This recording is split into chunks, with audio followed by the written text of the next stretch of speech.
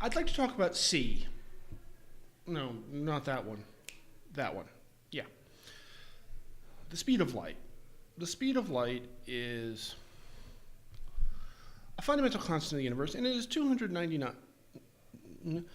792 and 458 meters per second, or 3 times 10 to the 8 meters per second, or 168,000 miles per second, depending on what it is.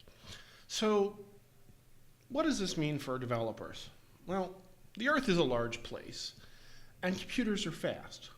So, the minimum time it takes for a signal, a network packet to get from any two computers is fundamentally limited by the speed of light. You can thank Albert Einstein for this. So, for example, say we have some currency traders.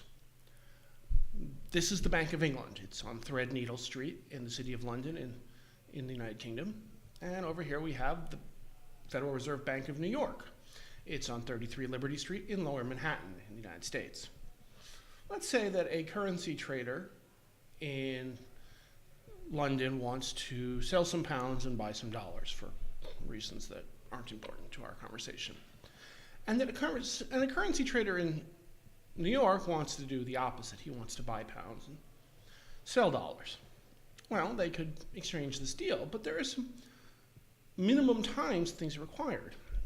The Great Circle distance between these two locations is 5,520 kilometers, according to the latitude and longitude as provided in Wikipedia and some math. So the minimum theoretical time it would take for a signal to get from one of these banks to the other is about 18.5 milliseconds, 18.41 to be precise. Now, of course, signals don't move down cables exactly at the speed of light, and the cables don't follow exact Great Circle routes. And of course, there are routing delays, so you figure that probably works out to about 50 milliseconds plus or minus. So concepts like which event happened first turn out in a distributed system to be actually completely meaningless. Two things, whether or not one thing happened before the other in a distributed system, is not something we can actually determine accurately from clocks. It depends. It's entirely possible that from the point of view of the banker in New York, his order went first, whereas the point of view of the banker in London, his order went first. It just depends on when the information gets there. This video really should have been subtitled, Why the Special Theory of Relativity Makes Computing Harder. And maybe it will be. So these are things to think about. But the important thing to remember is that in a distributed system, there is no global ordering of events. You cannot ever definitively state A happened before B for all cases. Obviously, there's some cases for which, yes, it's really obvious that, yes, these two happened several hours apart, but we're not talking about that. We're talking about the edge case.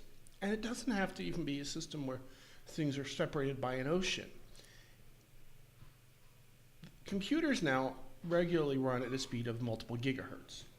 A 1 gigahertz computer, just to make the math easy, or better yet, computer running at 3 gigahertz has a clock cycle of 1/3 of a nanosecond. I'm rounding some numbers off here. In that time, light can travel about a meter. That's about yay far. Your rack, the cable distances in your equipment rack is probably longer than that.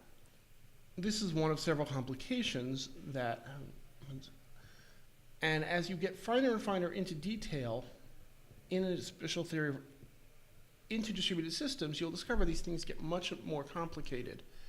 You also cannot count on wall time to tell you what's going on because clocks skew and the same speed of light limits synchronizing of those clocks. So the special theory of relativity will make your life difficult.